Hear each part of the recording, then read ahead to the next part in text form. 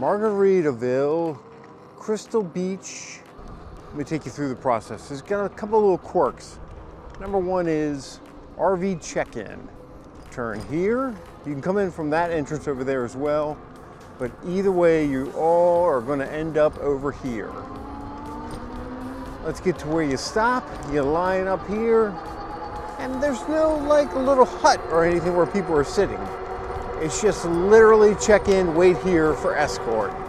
Now I'll tell you, this is a very strange setup. The first time we were here, we came in, we pulled up, and we waited for about 10 minutes, and we finally found a number and called them. When we called them, they came out and took us to our site.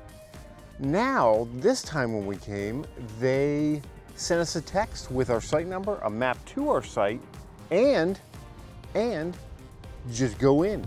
It was awesome. We went right to our site. We knew exactly where to go because of the map, and they said check in by 6, and that's exactly what we did. Camp store is very convenient, very nice little store. It's got pretty much everything you need in it. You make this turn here like a crazy man, and you got what you need. How you doing?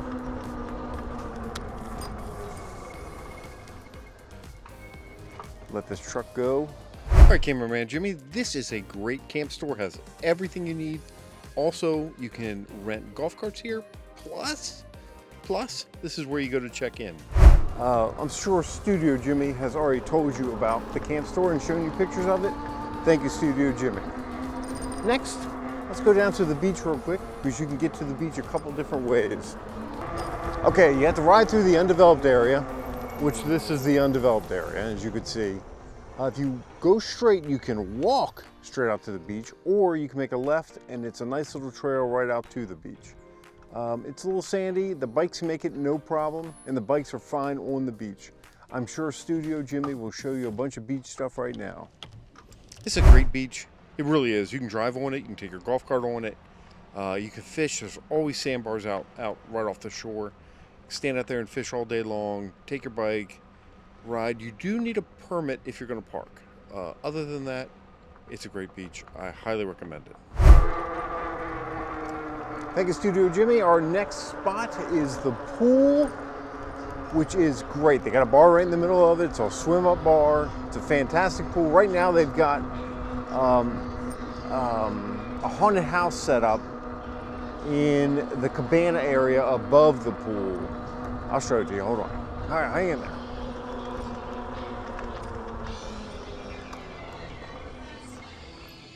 So see the building and then the like rooms up top. They're not rooms, they're like high-end cabanas. They've got a haunted house set up for that, and they get packed during haunted house time. Next to the pool is the football field, and then Finn's, which is their restaurant, and it's a great restaurant. Studio Jimmy will show you that stuff now.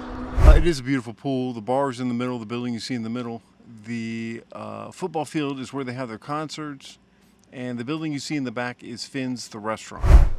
Next on the list is the bathhouse. Now this bathhouse is the second floor only. It looks like they have storage underneath. This is a fantastic bathhouse. Like no joke, one of the best bathhouses I've ever been to. Normally bathhouses I don't even want to walk into. This one, I think I want to go sit in there.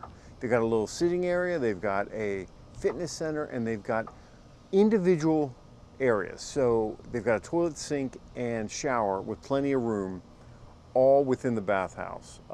There's like, I think 12 different rooms. Playground for kids, and they have something else for kids, which is really cool. Studio Jimmy, if you have info or pictures of the bathhouse, please send them now. The bathhouse is fantastic.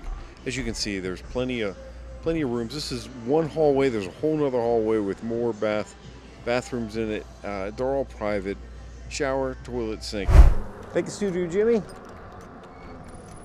For the kids, they have a bouncy bubble. Now, I see myself breaking my neck on this, but I am going to get on it at some point because I'm a bouncy bubble kind of guy. They also have that dodgeball game over there, which I can't remember the name of it, and they have cornhole set up. But more importantly, they have the football field for concerts, and I'm sure Studio Jimmy told you all about that, but it's all in that area. Next, lots. All right, we got 3 different types of lots here. We got back in, we've got pull-in, and then we got little lots. Let me show you a little lot first. And look, when you are scheduling here and making your arrangements, there are some lots that are pretty small. This is a pretty small lot.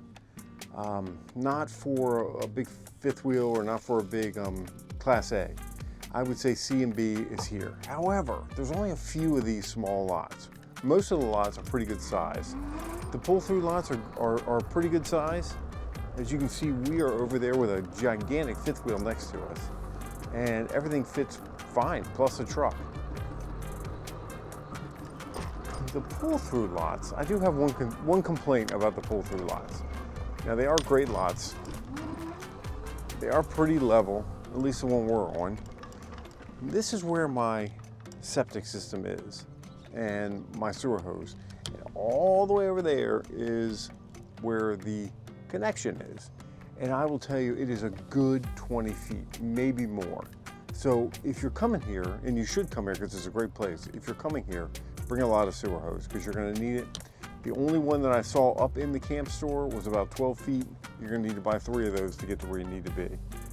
That is something you need to be concerned about. Other than that, the lots all have a picnic table. They all have a paved area under the picnic table. They all have a fire pit and all the hookups you could possibly want, 110, 30, and 50, plus water. And the water pressure is about 50 pounds, which is almost perfect. I prefer a little bit 60, but 50 pounds is good. No cable. I didn't see any cable, but they have really good Wi-Fi here. Shockingly good Wi-Fi, actually. Okay, then you have a back-end lakefront. The back-end lakefronts and a lot of the pull-throughs all have dog pens, and I think that's brilliant. A lot of people setting up their coaches need something to do with their animals, and the dog pen is perfect for that. Just stick them in there and you're good to go. A lot of people put a cover over the dog pen just to make sure the sun doesn't, hurt the dog. We are in Texas, let's not forget. The fire pits, of course, are concrete and brick, and they are great. You need them here too, because at night, the mosquitoes come out. As long as you have a little fire going, they pretty much leave you alone. Here, I'm gonna show you the best spot in here. You've got pull through, you've got a couple tiny ones, and then you've got back ends. This spot is a back end, and it's right on this lake. F1 is the site you want, and it is the best site here, no doubt. Now, you do have your neighbors behind you, but that shouldn't be a big problem. You do have a dog pen. You have a fire pit with its own little concrete area, which is rare here. It's the only one I've ever seen like that. And you have a decent picnic table. Plus, look at that view. I mean, seriously, look at that view. Let me ask Studio Jimmy to put a little bit of drone footage up so you can see the whole scope. I'm not breaking the drone out again, so here is the drone footage from earlier, but a little bit longer. Well, thank you, Studio Jimmy, and that's about it all I got for you. I hope you all enjoyed this. Please, in the comments below, let me know if this is a good way of doing it or not.